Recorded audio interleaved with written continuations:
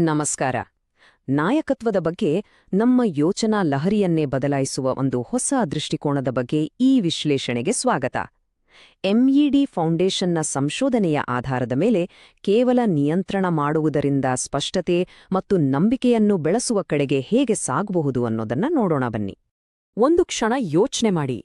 ನಾವು ಕೆಟ್ಟ ನಡವಳಿಕೆ ಅಂತ ಕರೆಯೋದು ನಿಜವಾಗ್ಲೂ ಎದುರು ಮಾತಾಡೋದಾಗ್ಲಿ ಅವಿಧೇಯತೆಯಾಗ್ಲಿ ಅಲ್ದೇ ಇದ್ರೆ ಅದು ಬೇರೆ ಏನನ್ನೋ ಹೇಳೋಕೆ ಪ್ರಯತ್ನ ಪಡ್ತಿರೋ ಒಂದು ಸಂವಹನದ ರೀತಿಯಾಗಿದ್ರೆ? ಈ ಒಂದು ಪ್ರಶ್ನೆನೇ ನಾಯಕತ್ವದ ಬಗ್ಗೆ ನಮ್ಮ ಹಳೆಯ ನಂಬಿಕೆಗಳನ್ನ ಅಲುಗಾಡಿಸುತ್ತೆ. ಸಾಮಾನ್ಯವಾಗಿ ನಾವು ನಾಯಕತ್ವವನ್ನು ಎರಡು ರೀತಿಯಲ್ಲಿ ನೋಡಬಹುದು. ಒಂದು ಕಡೆ ಹಳೆಯ ಮಾದರಿ ಅಂದ್ರೆ ನಿಯಂತ್ರಣ, ಇದು ಭಯ, ಕಂಪ್ಲಾಯನ್ಸ್ ಮತ್ತು ದೂಷಣೆ ಮೇಲೆ ನಿಂತಿದೆ. ಇನ್ನೊಂದು ಕಡೆ ಹೊಸ ಮಾದರಿ ಅಂದ್ರೆ ಸ್ಪಷ್ಟತೆ, ಇದು ಕಾಳಜಿ, ಕೌಶಲ್ಯ ಮತ್ತು ನಂಬಿಕೆಯನ್ನೇ ತನ್ನ ಅಡಿಪಾಯ ಮಾಡಿಕೊಂಡಿದೆ. ಈ ವಿಶ್ಲೇಷಣೆಯಲ್ಲಿ ನಾವು ಈ ಹಳೆಯ ದುರ್ಬಲ ಮಾದರಿಯಿಂದ ಹೊಸ ದೃಢವಾದ ದಾರಿಯ ಕಡೆಗೆ ಸಾಗೋಣ. ಸರಿ, ಮೊದಲಿಗೆ ಹೆಚ್ಚಿನ ಸಾಂಪ್ರದಾಯಿಕ ಲೀಡರ್ಶಿಪ್ ಮಾಡೆಲ್ಗಳು ಯಾಕೆ ಮಾನವ ಸ್ವಭಾವದ ಒಂದು ಮೂಲಭೂತ ಸತ್ಯವನ್ನು ಮಿಸ್ ಮಾಡ್ಕೊಳ್ತವೆ ಅನ್ನೋದನ್ನ ಅರ್ಥ ಮಾಡ್ಕೊಳ್ಳೋಣ.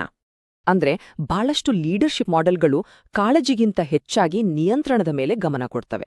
ಯಾಕಂದ್ರೆ ಅವು ಒಂದು ಸರಳ ಸತ್ಯವನ್ನು ಮರೆಯುತ್ತವೆ: ಮನುಷ್ಯರು ಮೊದಲು ಭಾವನಾತ್ಮಕ ಜೀವಿಗಳು, ಆಮೇಲೆ ತಾನೇ ಕ್ರಿಯಾತ್ಮಕ ಜೀವಿಗಳು. ಕೇವಲ ಫಲಿತಾಂಶದ ಮೇಲೆ ಗಮನ ಇಟ್ಟಾಗ ಜನರು ಚೆನ್ನಾಗಿ ಕೆಲಸ ಮಾಡಲು ಬೇಕಾದ ಮಾನಸಿಕ ಸುರಕ್ಷತೆಯ ವಾತಾವರಣವೇ ಮರೆಯಾಗಿಬಿಡುತ್ತೆ. ಇಲ್ಲಿರೋ ಮಾತು ತುಂಬಾ ಮುಖ್ಯ. ನಾಯಕತ್ವ ಅನ್ನೋದು ಒಂದು ಹುದ್ದೆಯಲ್ಲ, ಅದು ಕಾಳಜಿಯ ಜವಾಬ್ದಾರಿ. ಈ ಒಂದು ಯೋಚನೆ ಲೀಡರ್ಶಿಪ್ ಅನ್ನು ನೋಡೋ ನಮ್ಮ ದೃಷ್ಟಿಯನ್ನೇ ಸಂಪೂರ್ಣವಾಗಿ ಬದಲಾಯಿಸಿಬಿಡುತ್ತೆ ಅಲ್ವಾ? ಓಕೆ, ಹಾಗಾದ್ರೆ ಈ ಹೊಸ ದೃಢವಾದ ನಾಯಕತ್ವದ ಅಡಿಪಾಯ ಏನು? ಅದನ್ನ ರೂಪಿಸುವ ಶಕ್ತಿಯುತ ನಂಬಿಕೆಗಳು ಯಾವುವು? ನೋಡೋಣ ಬನ್ನಿ. ಇಲ್ಲೊಂದು ಮೂಲಭೂತವಾದ ಕಲ್ಪನೆ ಇದೆ. ಅದೇನಂದ್ರೆ ನಡವಳಿಕೆಯೇ ಸಂವಹನ. ಅಂದ್ರೆ ಯಾರ್ದೇ ವರ್ತನೆ ಕೆಟ್ಟ ವರ್ತನೆ ಅಂತ ನಮ್ಗೆ ಅನ್ಸಿದ್ರೂ ಸರಿ, ಅದು ಉದ್ದೇಶಪೂರ್ವಕವಾಗಿರುವುದಿಲ್ಲ. ಬದಲಿಗೆ ಅದು ಒಂದು ಡೇಟಾ, ನಮ್ಮ ನರವ್ಯೂಹ ತನಗೆ ಬೇಕಾದ ಏನನ್ನೋ ಪೂರೈಸ್ಕೊಳ್ಳಕ್ಕೆ ಮಾಡ್ತಿರೋ ಒಂದು ಪ್ರಯತ್ನ. ಇದನ್ನ ಗಮನಿಸೋ ಬದಲು ಇದರ ಹಿಂದಿನ ಅರ್ಥ ಏನು ಅಂತ ಡಿಕೋಡ್ ಮಾಡಬೇಕು. ಈ ಹೊಸ ದೃಷ್ಟಿಕೋನದ ಹೃದಯವೇ ಈ 4 ಮೂಲಭೂತ ಸತ್ಯಗಳು. ಮೊದಲನೇದು, ನಾವು ಏನಾದರೂ ಮಾಡೋಕು ಮುಂಚೆ ನಮ್ಮ ಉದ್ದೇಶ ಜನರಿಗೆ ಗೊತ್ತಾಗತ್ತೆ. ಎರಡನೇದು, ನಾವು ಹುಟ್ಟುವುದು ಭಾವನೆಗಳ ಜೊತೆ, ಕೌಶಲ್ಯಗಳ ಜೊತೆ ಅಲ್ಲ. ಮೂರನೇದು, ನಡವಳಿಕೆ ಅನ್ನೋದು ಸಂವಹನ, ಅವಿಧೇಯತೆ ಅಲ್ಲ. ಮತ್ತು ನಾಲ್ಕನೇದು, ಎಲ್ಲರ ಒಳಗೂ ಒಳ್ಳೆತನ ಇದ್ದೇ ಇರುತ್ತೆ. ಇದು ತುಂಬಾ ಅದ್ಭುತವಾಗಿ ಎಲ್ಲವನ್ನೂ ವಿವರಿಸುತ್ತೆ. ಜನರು ನಾವೇನು ಹೇಳ್ತೀವಿ ಅನ್ನೋದಕ್ಕೆ ಪ್ರತಿಕ್ರಿಯಿಸಲ್ಲ, ನಮ್ಮ ಮಾತಿನ ಹಿಂದಿನ ಅರ್ಥಕ್ಕೆ ಪ್ರತಿಕ್ರಿಯಿಸ್ತಾರೆ.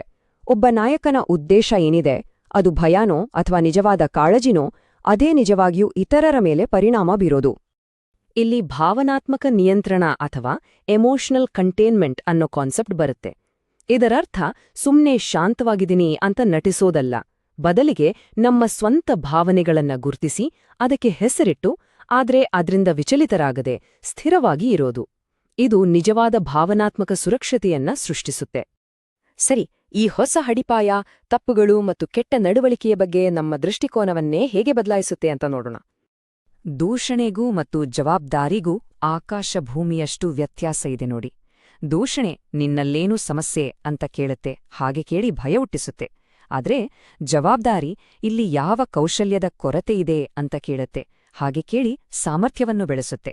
ದೂಷಣೆ ಕಲಿಕೆಯನ್ನು ನಿಲ್ಲಿಸಿದ್ರೆ, ಜವಾಬ್ದಾರಿ ಬೆಳವಣಿಗೆಯ ಮೇಲೆ ಗಮನ ಕೊಡುತ್ತೆ. ಹಾಗಾದ್ರೆ ಒಂದು ಆರೋಗ್ಯಕರ ಜವಾಬ್ದಾರಿಯಲ್ಲಿ ಏನೇನಿರ್ಬೇಕು? ಮೊದಲಿಗೆ ಏನಾಯ್ತು ಅಂತ ಪ್ರಾಮಾಣಿಕವಾಗಿ ಹೇಳ್ಬೇಕು. ಮುಂದೆ ಸ್ಪಷ್ಟವಾದ ದಾರಿಯನ್ನ ತೋರಿಸ್ಬೇಕು. ಆ ವ್ಯಕ್ತಿ ಬೆಳೆಯಬಲ್ಲ ಅನ್ನೋ ನಂಬಿಕೆ ಇಡ್ಬೇಕು. ಮತ್ತು ಅವರ ನಡವಳಿಕೆಯನ್ನ ಆ ವ್ಯಕ್ತಿಯ ಯೋಗ್ಯತೆಯಿಂದ ಬೇರ್ಪಡಿಸಿ ನೋಡ್ಬೇಕು.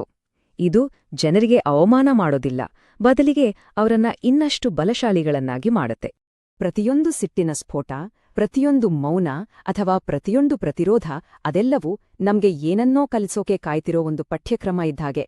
ಇದು ವ್ಯಕ್ತಿತ್ವದ ದೋಷವನ್ನಲ್ಲ, ಬದಲಿಗೆ ಯಾವ ಕೌಶಲ್ಯದ ಕೊರತೆ ಇದೆ ಅನ್ನೋದನ್ನ ತೋರಿಸುತ್ತೆ. ಓಕೆ, ಈಗ ಈ ದೃಢವಾದ ನಾಯಕತ್ವವನ್ನ ಕಷ್ಟದ, ಒತ್ತಡದ ಕ್ಷಣಗಳಲ್ಲಿ ಕಾರ್ಯರೂಪಕ್ಕೆ ತರೋಕೆ ಬೇಕಾದ ಕೆಲವು ಪ್ರಾಕ್ಟಿಕಲ್ ಟೂಲ್ಸ್ ಬಗ್ಗೆ ಮಾತಾಡೋಣ. ಯಾವುದೇ ಬಿಕ್ಕಟ್ಟಿನ ಸಮಯದಲ್ಲಿ ಈ 5 ಹಂತದ ಫ್ರೇಮ್ವರ್ಕ್ ತುಂಬಾ ಸಹಾಯಕ್ಕೆ ಬರುತ್ತೆ. ಮೊದಲನೇ ಹಂತ, ಏನು ನಡೀತಿದೆ ಅಂತ ಗಮನಿಸಿ ಅದನ್ನ ಒಪ್ಪಿಕೊಳ್ಳಿ. ಎರಡನೇ ಹಂತ, ಅವರ ಭಾವನೆಯನ್ನು ಗೌರವಿಸಿ. ಮೂರನೇ ಹಂತ, ನಿಜವಾದ ಸನ್ನಿವೇಶ ಏನು ಅಂತ ತಿಳಿಸಿ. 4ನೇ ಹಂತ ಸುರಕ್ಷತೆ ಬಗ್ಗೆ ಭರವಸೆ ಕೊಡಿ ಮತ್ತು ಕೊನೆಯದಾಗಿ ಅವರು ಚೇತರಿಸಿಕೊಳ್ತಾರೆ ಅನ್ನೋ ವಿಶ್ವಾಸ ವ್ಯಕ್ತಪಡಿಸಿ.